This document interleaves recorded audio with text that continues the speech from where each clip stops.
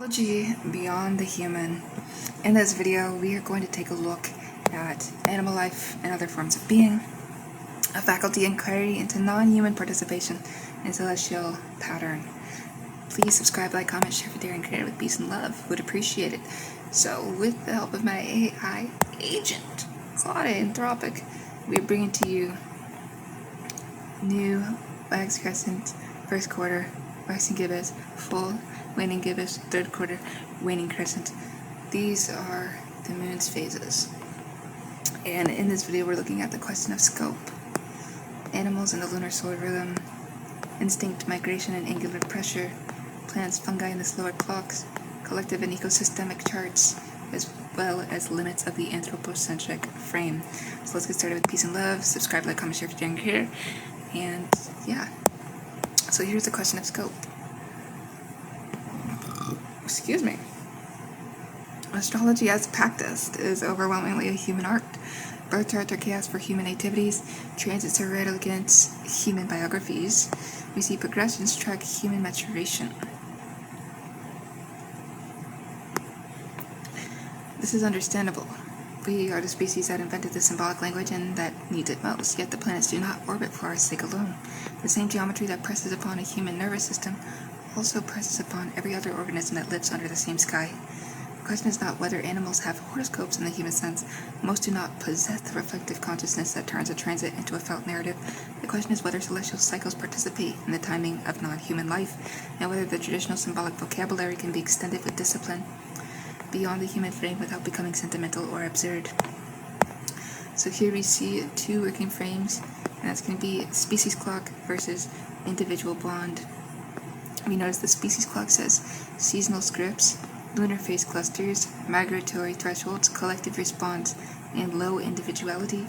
And we see for the individual bond, recorded birth acquisition, household sky coupling, domestication effects, partial personal timing, and still not human psyche. So 3 working principle guide the inquiry.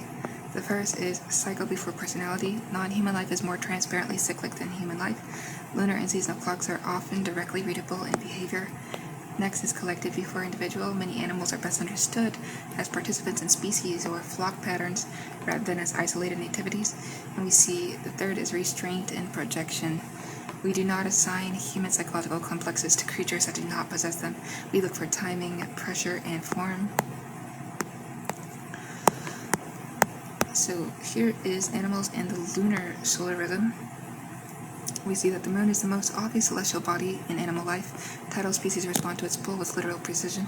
Nocturnal mammals and birds organize activity around its light. Reproductive cycles and many vertebrae show lunar phase correlations that survive statistical scrutiny. The traditional association of the moon with the body, fluids, and instinctive life finds direct biological echo. So here, the lunar phases as biological timing markers.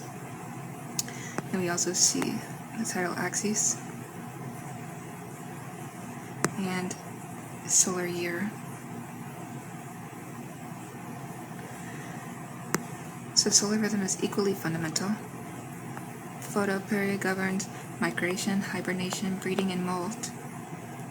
The sun's journey is for the non-human world less a story of signs than of light quantity. Yet solar qualities, vitality, visibility, territorial display remain useful descriptors. Mars correlates with aggression and the hunt. Venusian themes appear in courtship seasons. Saturnian themes in winter survival and slow maturation. These are species-level participations in the same sky, not personal transits. And here we see instinct, migration, and angular pressure. Migration is one of the clearest non-human expressions of celestial time, because we know that birds, insects, marine mammals, and fish undertake journeys key to photoperiod, magnetic fields, and internal clocks that track solar and lunar cycles. Traditional angular pressure finds an analog in the sudden, coordinated departures of flocks when environmental and internal thresholds align. Here we see stylized migratory circuits. Solid equals outbound, dashed equals returned. So we see here the dashed line here, and beneath the middle we have winter on the bottom going down and breed going up, fluctuating. And we notice that this is outbound, solid line here, and we notice that breed and winter return. And here is angular pressure points, including the midheaven up there. I see at the bottom descendant and ascendant, and angular pressure in the middle shows angular pressure points. Instinct is not the opposite of astrology. It is one of its purest expressions, where the human interprets a transit through ego and choice. Many animals simply enact the timing. The more a species lives by fixed seasonal scripts, the less useful a unique nativity becomes, and the more useful a collective or environmental chart becomes. Domesticated animals show partial coupling to the household sky, still not human psyche. And now we look at plants, fungi, and the solar clocks. Plants are exquisite solar instruments. Photoperiodism, circadian leaf movements, seasonal flowering, and root rhythms participate directly in the sun's cycle, and in many cases in lunar illumination and tidal moisture. Traditional planting by the moon calendars rest on long empirical observation. Here we see the photoperiod trigger, and we also see fungal flush. So fungi operate on moisture, temperature, and subterranean networks. Fruiting often clusters around weather systems that themselves carry planetary signatures. The slower the organism's tempo, the more outer planets become background conditions. Saturnian scarcity and succession, Jovian boom years of seed and spore, the Iranian disruption after extreme events. These are ecological analogs, not psychological projections. And a faculty caution here is charting a tree or mycelial network, like a human nativity, quickly becomes anthropomorphism.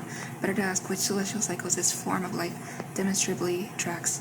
The plant kingdom may teach the astrologer more about the sun and moon than the other way around.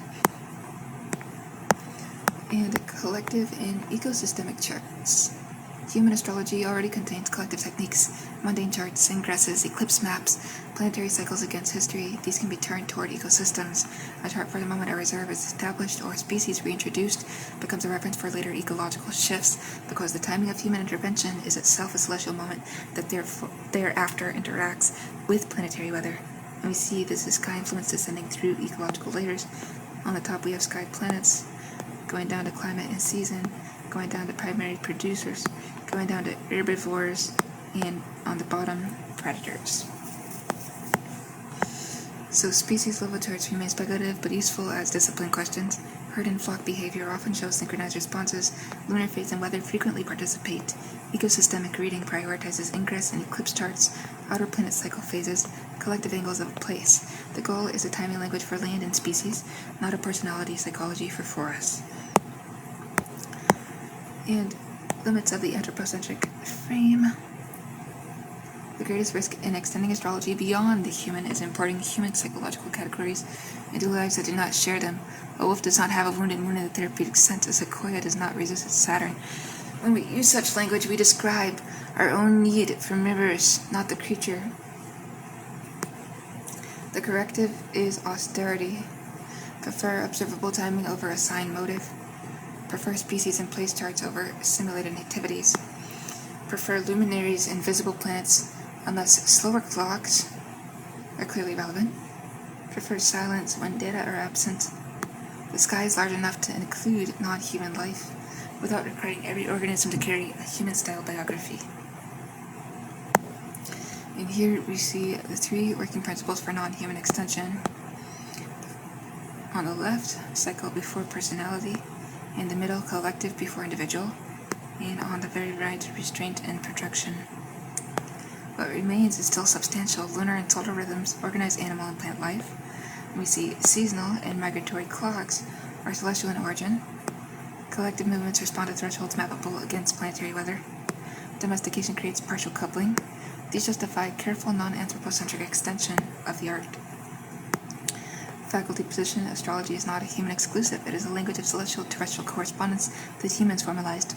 Other forms of being participate without needing this formalization. Our task is to notice the participation without forcing it into our preferred stories. Thank you for watching this video with peace and love. Hope you learned something, and I'll see you in the next one. Piscean out.